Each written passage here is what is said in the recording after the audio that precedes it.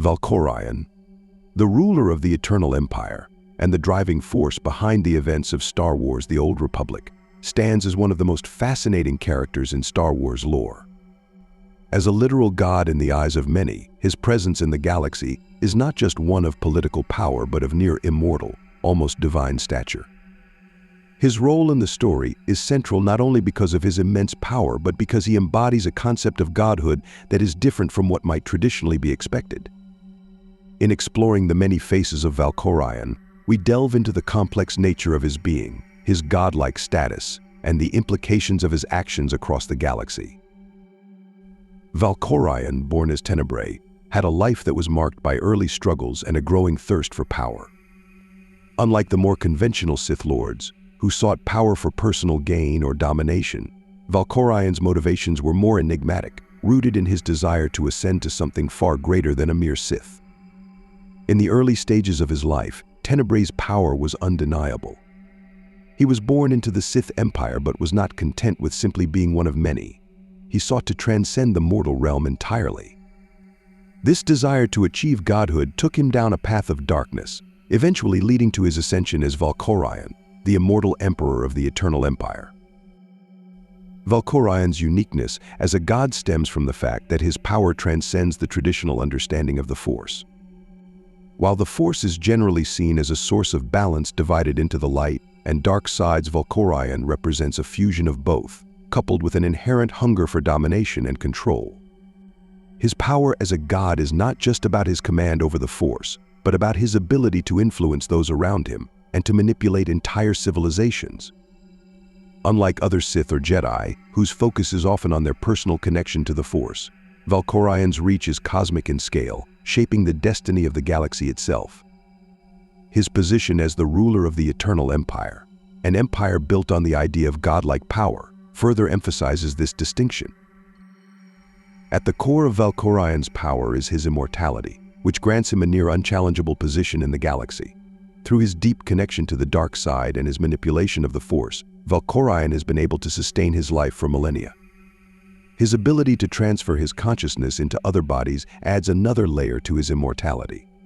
This self-preservation is not an inherent Sith trait, but is indicative of a deeper, almost divine connection to the Force that allows him to break the boundaries of death.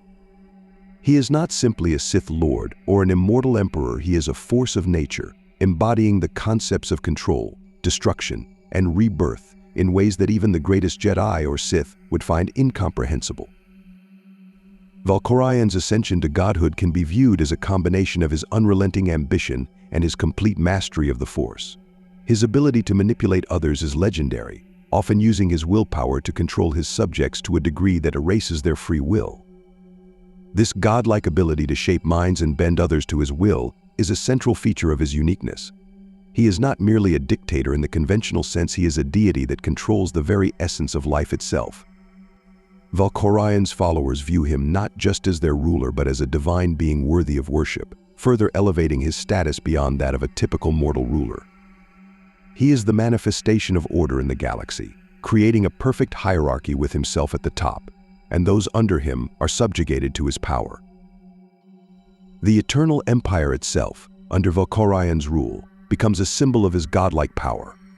This empire is built upon the foundation of absolute obedience, and its citizens are indoctrinated into believing in Valkorion's divinity. The Eternal Fleet, an unstoppable force of warships, serves as an extension of his will, and the soldiers who fight for him do so out of blind faith.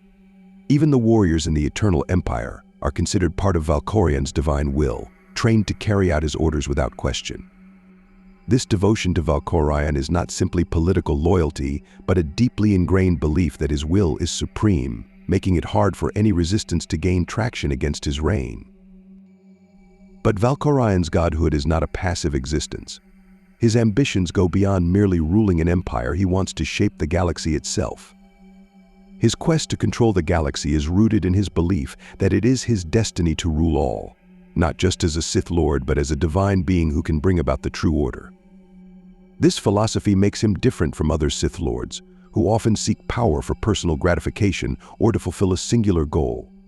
Valkorion's true aim is the creation of an eternal order, a universe under his control, where his influence is felt in every corner.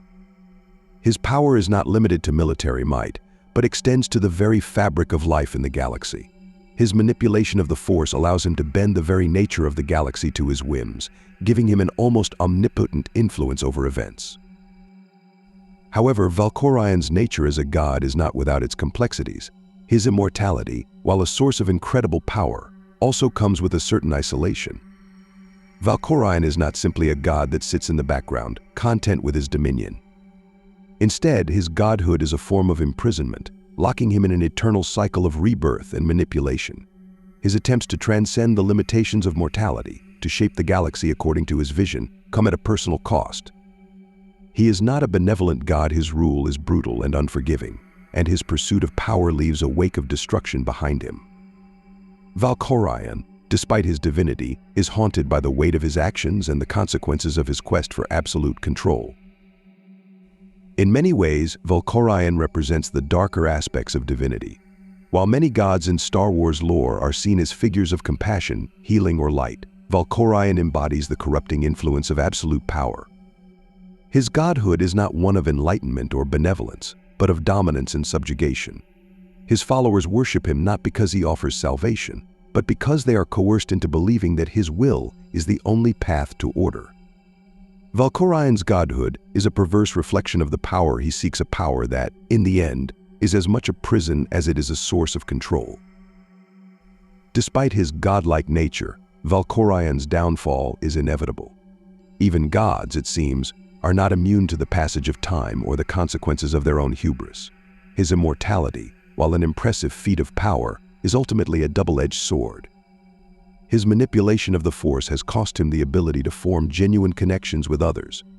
His obsession with power has driven away allies and fostered a sense of detachment from the galaxy he seeks to control. This isolation, combined with the growing resistance to his reign, is what ultimately leads to his downfall. His immortality, which once seemed like the ultimate power, becomes a liability in the face of the Jedi and the heroes who oppose him. Valkorion's downfall is a reflection of the inherent limitations of godhood. Despite all his power, his failure to understand the emotional and spiritual needs of those around him leads to his eventual fall. His divine ambitions, though initially successful in establishing the Eternal Empire, cannot account for the resilience of those who stand against him. Reaching the apex of power does not guarantee eternal control, and Valkorion's eventual defeat shows that even the mightiest can fall. In the end, Valkorion is a tragic figure, a god consumed by his own need for power, trapped in an unending cycle of existence, and ultimately undone by the very ambition that once made him unstoppable. Valkorion's eventual downfall was not simply the result of a direct assault on his power, but the inevitable consequence of his own internal contradictions and his blind pursuit of ultimate dominance. Despite his godlike power, his reign began to show cracks. His immortality, which was once his greatest asset, became a curse that isolated him and drained him of the emotional connections that could have supported his empire. Valkorion's downfall also speaks to the nature of godhood itself. The pursuit of ultimate control and power can lead to self-destruction, as even those who appear to be invincible can fall when their weaknesses are exploited. Valkorion's struggle with immortality is a theme that runs throughout his character. While his power allowed him to live for centuries, it came with an increasing sense of detachment from the world around him. He was unable to truly experience relationships or personal growth in the way that mortals did. His sense of isolation and the emotional toll that his pursuit of godhood took on him are reflected in his actions and his eventual decisions. Over time, his relationships with others, whether allies or enemies, became mere tools to achieve his ultimate goal. He was surrounded by followers who worshipped him, yet these relationships were all based on control, rather than genuine affection or mutual understanding. In essence, Valkorion's divine status removed him from the human experience, and as such, he was ultimately unable to comprehend the depths of the emotional connections that could have saved him from his own ruin. This detachment was further exacerbated by his inability to understand the motivations of those who opposed him. Unlike other Sith Lords who were driven by personal vendettas or a lust for power, Valkorion's drive was rooted in his desire for absolute control. He did not care for the traditional Sith ideals of domination or revenge. Instead, he viewed the galaxy as a piece of a grand puzzle that needed to be completed according to his vision. His vision of order was one that stifled any form of dissent, and his failure to understand that the galaxy was more complex than just his own ideal was one of his greatest flaws. While Valkorion's godlike power initially allowed him to dominate and manipulate his enemies, it was his failure to recognize the will of those he sought to control that ultimately led to his downfall. The leaders of the galaxy, including the Jedi and the Republic, may have been initially unprepared for the force of nature that was Valkorion, but as his reign stretched on, they began to learn how to resist him. This resistance came in the form of Revan and other key figures who opposed the Eternal Empire, eventually leading to a shift in power that even Valkorion could not prevent. Revan's challenge to Valkorion's rule is a key part of Valkorion's fall from grace. Revan, like Valkorion, had once been a leader with a vision for the galaxy, though his methods and his ultimate goals were far different. Revan's exposure to the Eternal Empire, his struggles with his own identity, and his connection to the Force allowed him to understand the weaknesses of Valkorion's reign. Revan's strength was not just in his command of the Force, but in his understanding of the nature of control and power. Whereas Valkorion sought to suppress individuality and free will, Revan realized that true power lay not in dominance but in the ability to unite people under a common cause. Revan's challenge to Valkorion was, in many ways, a moral and philosophical one, and Valkorion's inability to grasp the deeper significance of Revan's leadership was one of the key factors in his downfall. Valkorion's final defeat was the result of multiple forces coming together, forces that were driven by an understanding of Valkorion's true nature.